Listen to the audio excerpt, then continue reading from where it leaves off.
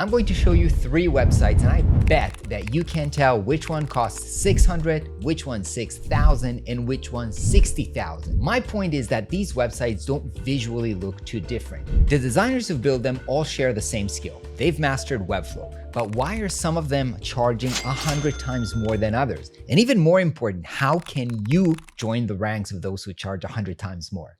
The answer is it comes down to just 4 things that you need to do differently. And once you do them, you can charge 100 times more than others are charging. So what are those 4 things? That's what we're going to find out. To better understand, let's first take a deeper look at the 3 websites and the designers who built them. So the first website is this. It's a company called Tasteful. It has this video background here.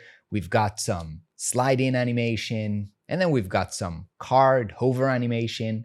We've got an infinite marquee of logos and this nice custom menu.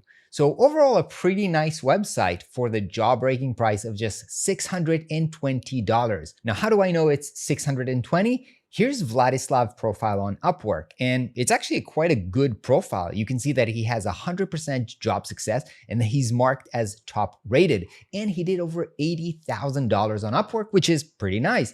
And we can go down here and see the list of his project and how much each of them cost. And we can see this project, Webflow development website based on Adobe XD design, and the price is $620. The project also includes a raving testimonial from the client saying how amazing Vladislav is and how much value he brought to the project. So how come the price is just $620?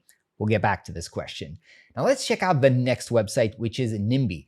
NIMBY also has a video background and also has an infinite marquee of logos here. It's got a testimonial slider and a 3D rotating razor while we're scrolling, although to be honest, it looks like an embedded video, and the rest of the section look quite straightforward. Now we've got this FAQ accordion, similar to the previous website. So what do you think about this website? Better? How much better? How much does it cost? Well, this website was designed and built by Matteo, who is an amazing Flux Academy student. You might remember him as the winner of the Studio X program that we ran here on YouTube. And if you scroll through Matteo's website, which is quite wonderful, I have to say, you get to the services section where you can see that a custom website like the one that we just saw is starting at $6,000. Now, I don't know if NIMBY actually cost $6,000, maybe it costed more, but anyway, that's not too bad. Actually, if you ask me, that's a bargain for working with Matteo. Next, we've got the Landby website. Again, we've got a video background, we've got some straightforward section, we've got an FAQ accordion, and we've got our infinite logo marquee. We've got some nice illustrations which look custom and this cool timeline. Okay, so who designed this and how much it cost? Well, this website was built by Orlando's agency. Orlando is also a Flux Academy student, and after taking the Webflow Masterclass back in 2021, he started his agency Meaningful, which he built into a Webflow enterprise partner who works with clients across North and Latin America and does projects like Landby for $50,000 to $60,000. Now, side story about Orlando that he shared with me, when I left Venezuela, I was making just $38 a month. No kidding. Hyperinflation has made it nearly impossible to live, and I was in one of the toughest moments of my life. Moving to Mexico gave me a new start. I began freelancing with Webflow, and little by little, that work allowed me to rebuild my career. And from there, I went on to create companies powered by Webflow, eventually launching my own agency. Webflow didn't just help me design websites, it completely changed the trajectory of my life. So now that we've seen the websites, let's talk about what makes them so wildly different in price. Now, to understand the first crucial thing that makes them different, let me tell you a story. In 2007, the Washington Post did an experiment. They took a violinist, Joshua Bell, one of the world's top classical musicians, and let him play in the subway station of Washington, D.C. during rush hour. He played a complex piece by Bach on a super expensive instrument, and over the 43 minutes of performance, very few people stopped to listen, and the total donation were around $32. The key takeaway of this experiment is this: people's recognition of quality and value depends strongly on context and the settings and the expectation and the social cues. So in a regular concert hall, you'd almost certainly recognize and appreciate a performance like this, but on a subway, most people don't expect high art, so they ignore it. This illustrates how placement and framing and the environment influence whether people recognize or value something. Now back to web design. When I search for Webflow on Upwork, I get an endless list of freelancers, with the majority of them charging somewhere around $10 an hour. Now, this is the corresponding of playing on the subway. You don't go to Upwork to try to find top talent. You go there to find cheap freelancers. Now, I'm not saying this to bash Stanislav. On the contrary, he might be very talented. But my point is that when you expect to find a subway musician and pay subway fees, that's what you'll get. Now, what about Matteo? Well, you can find Matteo on the Webflow Partners directory, where you can see that his prices start at $5,000.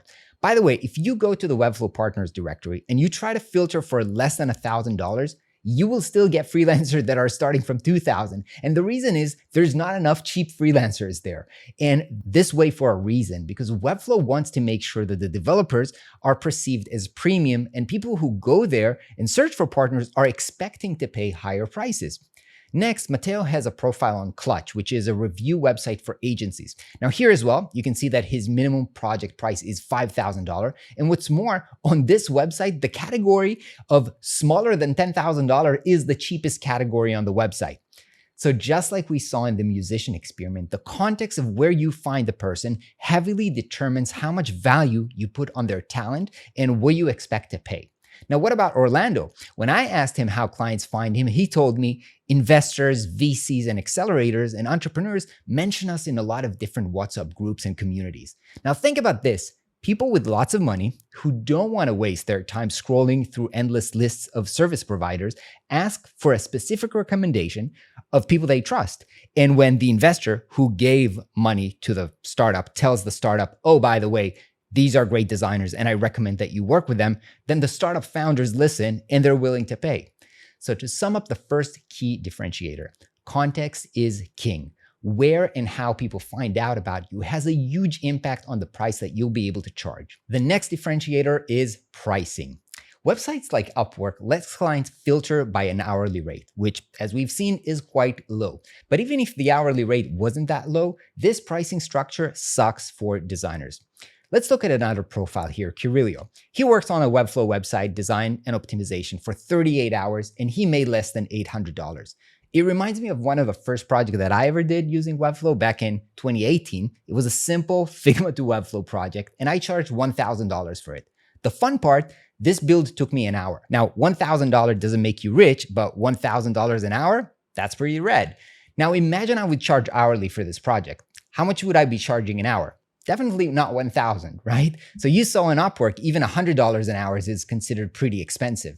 Let me tell you what I would actually do, which is not nice, but I'm telling you that 90% of the people watching right now who are charging hourly do that as well, which is to inflate my hours. I say that I work 38 hours when actually I could have done the work much faster. Now again, Kirilio, I don't know you and I don't judge you. I'm just saying when you charge hourly, the incentives are just wrong. The client wants to get the work as soon as possible. And the designer, who obviously wants to get paid more, is trying to work as slow as possible. And that's not a way to run a business. The next level of pricing is what Matteo is doing. He's stating a fixed starting point for the project and pricing the project as a whole project rather than just hours.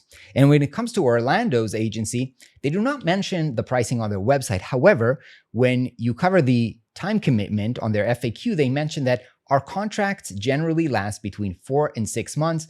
80% of the clients renew the contracts up to 3 times, hinting that the way that they work is usually some kind of a retainer for the long-term relationship. So to sum up the second point, you gotta price it right. The way that you price has a huge impact on the lifetime value of the customer. Hourly is very low. Project-based is great, and long-term relationship is where the real money is made. The next differentiator is the problem being solved. Yes, all 3 websites are built with Webflow, but each of them is solving different problems for the client. Some problems are just worth more than others, and the more problems that you solve, the more value that you create. With the first project that we saw, we know what the problem being solved is, right? How do I take this design that I already have in Adobe XD? By the way, who is working with Adobe XD these days?